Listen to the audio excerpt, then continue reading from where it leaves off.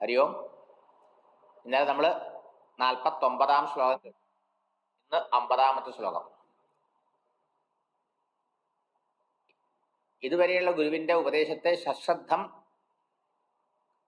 ഗ്രഹിക്കുകയും അതിനെക്കുറിച്ച് ചിന്തിക്കുകയും ചെയ്ത ശിഷ്യന്റെ ഉള്ളിൽ ഉണ്ടായ 7 ചോദ്യങ്ങളാണ് പൂർവ്വശ്ലോകത്തിൽ ചോദിച്ചത്.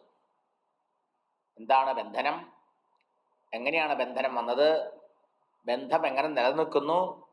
ബന്ധനത്തിൽ നിന്ന് പൂർണ്ണമായി മുക്തനാവാനുള്ള മാർഗം എന്താണ്? അനാത്മാവ് എന്താണ്? പരമാത്മാവ് ആരാണ്?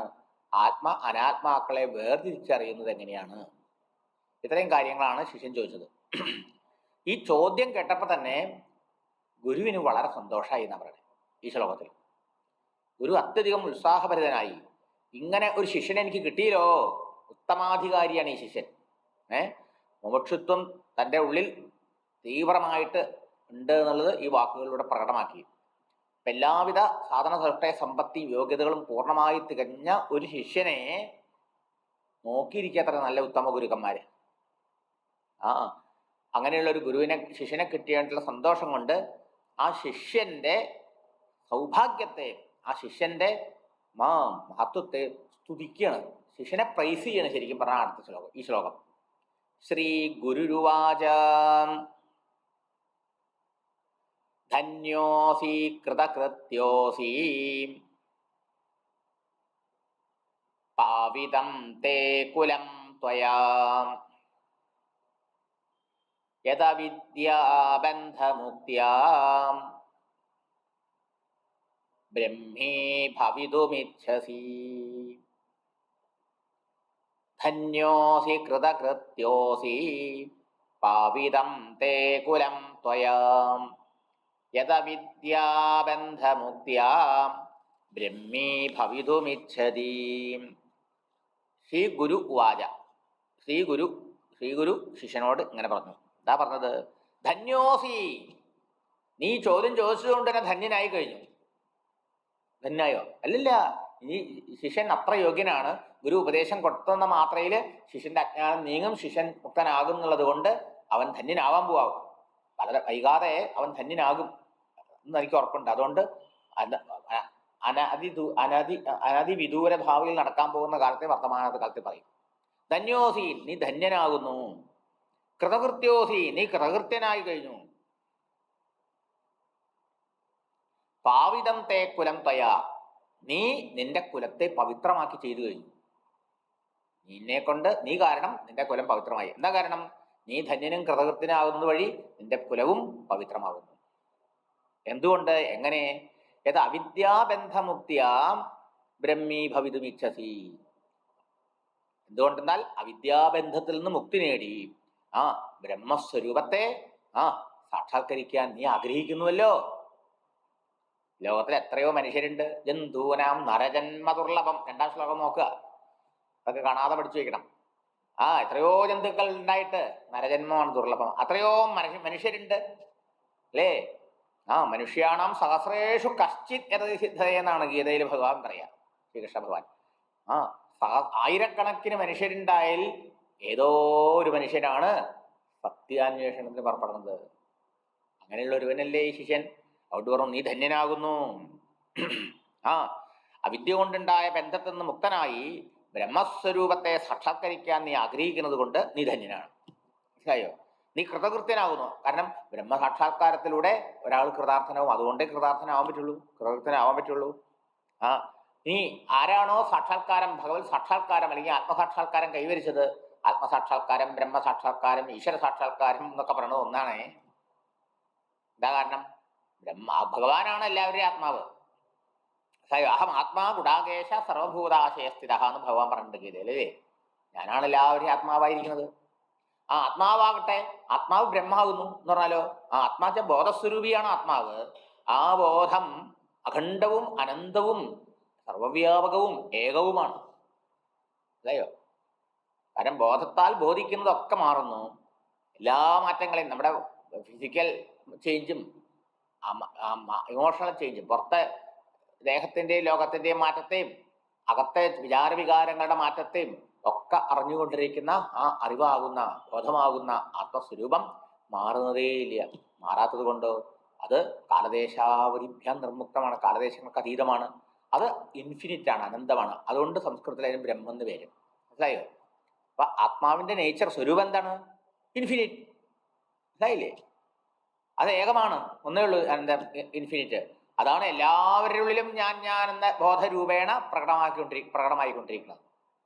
അതാരാ? ഭഗവാനാണ്. ആ ഭഗവത് സാക്ഷാത്കാരം, ഈശ്വര സാക്ഷാത്കാരം, ബ്രഹ്മസാക്ഷാത്കാരം, ആത്മസാക്ഷാത്കാരം, ആ ബോധമാണ്, ആത്മാവാണ് നാം ഓരോരുത്തരും എന്നാണ് ഭഗവാൻ ഗുരു പറയാൻ പോണത്. അതുകൊണ്ട് സ്വരൂപ സാക്ഷാത്കാരം ഒക്കെ ഒന്ന് തന്നെ കേട്ടോ. വാക്കുകൾ കേട്ട് ഭ്രമിക്കണ്ട കേട്ടോ. ഓരോരുത്തരും ഓരോ വാക്കാ പറയാം. അപ്പോ ആ ബ്രഹ്മസാക്ഷാത്കാരത്തോടെ തൻ്റെ ആത്മാവിന്റെ ആ അനന്തതയെ സാക്ഷാത്കരിക്കുന്നതോടെ താൻ ആത്മാവാണെന്നും ആ ആത്മാവാകും താൻ അനന്തമാണെന്നും ഏകമാണെന്നും തിരിച്ചറിയുന്നതോടുകൂടി അവൻ ധന്യനും കൃതകൃത്യനുമാകുന്നു. അതുകൊണ്ട് മാത്രമേ ഒരാൾ ധന്യനും കൃതകൃത്യനാവുള്ളൂ എന്ന് സൂചന. മനസ്സിലായോ? എന്തൊക്കെ നമ്മൾ അറിഞ്ഞാലും താനാരെന്നറിയാത്തടത്തോളം കാലം ആ അറിവൊക്കെ വെള്ളത്തിൽ വെച്ച വര പോലെ, അല്ലെങ്കിൽ ഒന്നില്ലാത്ത പൂജ്യം പോലെ. അവനവനെ അറിയണത് എങ്ങനെയാണ്? അവനവനെ ഈ മാറുന്ന ദൃശ്യമായ ദേഹമായോ മാറുന്ന ദൃശ്യമായ ചിന്തകളായ മനസ്സുമായിട്ടല്ല, പിന്നെയോ ഇതിനൊക്കെ സാക്ഷിയായ ആ ശുദ്ധബോധ സ്വരൂപനായി, ശുദ്ധ ചൈതന്യ സ്വരൂപനായിട്ടാണ് അറിയേണ്ടത്, സാക്ഷാത്കരിക്കേണ്ടത്. ആ സാക്ഷി സ്വരൂപം പരിണാമരഹിതമായതുകൊണ്ട് എല്ലാ മാറ്റങ്ങളെയും കണ്ടുകൊണ്ടിരിക്കുന്ന, അറിഞ്ഞുകൊണ്ടിരിക്കുന്നതായതുകൊണ്ട് അത് കാലത്തിനാലും ദേശത്തിനാലും ബാധയില്ലാത്തതാണ്. അത് സർവവ്യാപകവും അനന്തവും ഏകവുമാണ്.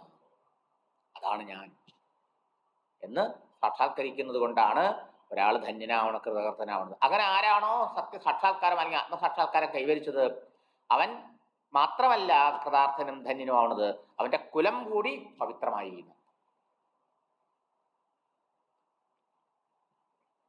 അപ്പൊ ഇവിടെ ഇപ്പൊ ആയിട്ടില്ലേ ശിഷ്യൻ ഉത്തമാധികാരിയാണെന്ന് ഇദ്ദേഹം ശിഷ്യന്റെ ചോദ്യത്തിലൂടെ മനസ്സിലാക്കിയ ഗുരുവിന്റെ ഉപദേശം കേൾക്കുന്ന മാത്രയില് അവൻ ഈ സത്യസാക്ഷാത്കാരം കൈവരിച്ച് മുക്തനാകും എന്നുള്ളത് കൊണ്ട് പറയാം. അങ്ങനെ നമ്മൾ കാപ്പി വെക്കാൻ പോകണമെന്ന് പറയുന്നേ, ഇരിക്കട്ടോ കാപ്പി കുടിച്ചിട്ട് പോകാം, കാപ്പി വെക്കണ്ട, ചായ വെക്കണ്ട. ചായ വെക്കേണ്ട ആവശ്യമുണ്ടോ?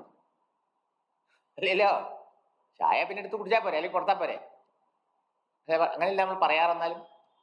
റൊട്ടി ഉണ്ടാക്കുക, റൊട്ടി എന്തിനുണ്ടാക്കണേ? റൊട്ടിക്കുള്ള മാവൊക്കെ കുഴച്ചിട്ട് പരത്തിക്കൊണ്ടിരിക്കുകയാണ്, എന്ന് ഞാൻ ചുട്ട് കഴിഞ്ഞാവും അല്ലേ എന്ന് പറയണ പോലെയാണ്. അപ്പൊ കുലം എന്ന് പറഞ്ഞുകൊണ്ട് തൻ്റെ ആ കുടുംബം മാത്രമല്ല ഉദ്ദേശിക്കുന്നത്, തൻ്റെ ആ കഴിഞ്ഞുപോയ തലമുറയും വരും തലമുറയും എന്നർത്ഥം. അതിൽപ്പെടും ഒരു ശ്ലോകം തന്നെയുണ്ട്. കുലം പവിത്രം ജനനീ കൃതാർത്ഥ വസുന്ധര പുണ്യവതീ ചതേന അപാര സച്ചിൽ സുഖസാഗരേസ്മിൻ ലീനം പരേ ബ്രഹ്മണി യസ്യ ചേതഃ.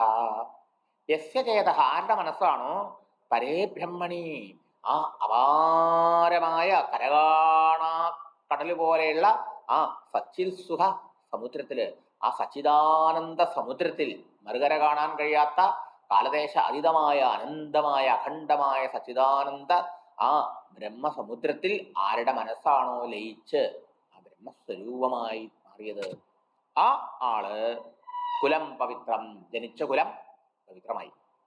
ജനനീ കൃതാർത്ഥ, അവന് ജന്മം കൊടുത്ത അമ്മ കൃതാർത്ഥയായി. അമ്മയുടെ പ്രസവം സഫലമാവുന്നത് മക്കള് ഈ ബ്രഹ്മസാക്ഷാത്കാരം കൈവരിക്കുമ്പോഴാണ്. വസുന്ധര പുണ്യവതി, അത് മാത്രല്ല അവൻ പിറന്ന പാരിടം, അവൻ പിറന്ന ഭൂമി, അവൻ ഇരിക്കുന്ന ഇടം എന്തായി?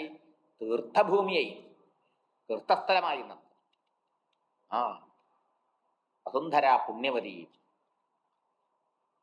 ആരുടെ മനസ്സാണോ അനന്ത സച്ചിദാനന്ദ സാഗരത്തിൽ മഗ്നമായത്, ലയിച്ചത്, ആ വ്യക്തി സാക്ഷാത്കാരം നേടിയ ആളെന്നർത്ഥം എന്ന് ശ്ലോകമുണ്ട്.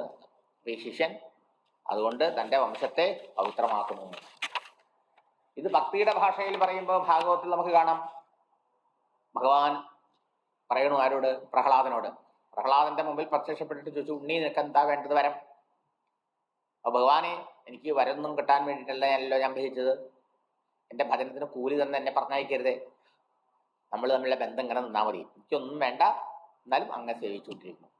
അങ്ങയുടെ നിഷ്കാമ സേവകനാണ്, നിഷ്കാമ ഭക്തനാകും. ശരി, എന്നാ അങ്ങനെ ആവട്ടെ എന്ന് പറഞ്ഞു. ഭഗവാൻ അന്തർധാനം ചെയ്യാൻ പോയി കുട്ടി ചോദിച്ചു, ഭഗവാനെ, എൻ്റെ അച്ഛന് അവിടുത്തെ മഹിമയൊന്നും മനസ്സിലായില്ലല്ലോ, അതുകൊണ്ട് അവിടത്തെയും ദ്രോഹിച്ചു, ഭക്തന്മാരെ എത്രയെങ്കിലും ദ്രോഹിച്ചു, ധർമ്മത്തെ ദ്രോഹിച്ചു, ഒരുപാട് പാപം ചെയ്തിട്ടുണ്ട്. എൻ്റെ അച്ഛൻ നരകത്തിൽ പൂണ്ടി വരുമോ? അത് കൂടാണ്ട് കഴിഞ്ഞ കൊള്ളാം. അങ്ങനെ അച്ഛന് വേണ്ടിയിട്ട് അച്ഛൻ്റെ സൽഗതിക്ക് ഒരു വരം ചെയ്തു. അപ്പൊ ഭഗവാൻ പറയാണ്, നീ പ്രഹ്ലാദ, നീ എന്നെ സാക്ഷാത്കരിച്ചതുകൊണ്ട് നീ മാത്രമല്ല ഭക്തനായത്, നിന്റെ 10 തലമുറ പുറകിലോട്ടും 10 തലമുറ മുമ്പിലേക്കും, അങ്ങനെ 21 തലമുറ നിന്റെ കുലത്തിന് ഞാൻ കൊടുത്തു കഴിഞ്ഞു. കണ്ടോ, കുലം പവിത്രം എന്ന് പറയുമ്പോൾ ഭാഗവത കഥ നിങ്ങൾക്ക് പരിചയമുള്ളതുകൊണ്ട് ഇത് വേഗം മനസ്സിലാവും അല്ലേ? അപ്പൊ ഈശ്വര സാക്ഷാത്കാരം അഥവാ ആത്മസാക്ഷാത്കാരം കൈവച്ച വ്യക്തിയുടെ 21 തലമുറയാണ് അവൻ മുക്തനായി എന്നുള്ള ഉറപ്പ്. അവന്റെ പുറകിൽ 10 തലമുറ, വരാൻ പോകുന്ന മുമ്പിലേക്കുള്ള 10 തലമുറ, ഇങ്ങനെ 21 തലമുറ ധന്യരും കൃതകൃത്യരും പരിശുദ്ധരുമായി തീരും. കുലം പവിത്രം കൊടുത്തു പറഞ്ഞു ഭഗവാൻ. അപ്പോ ഇതാണ് ഈ ശ്ലോകത്തിൽ ശിഷ്യന്റെ, വിവേകിയായ ശിഷ്യന്റെ വിവേകത്തെ പുകഴ്ത്തിക്കൊണ്ട് ശിഷ്യൻ ഗുരു പറയണ കാര്യമാണ്.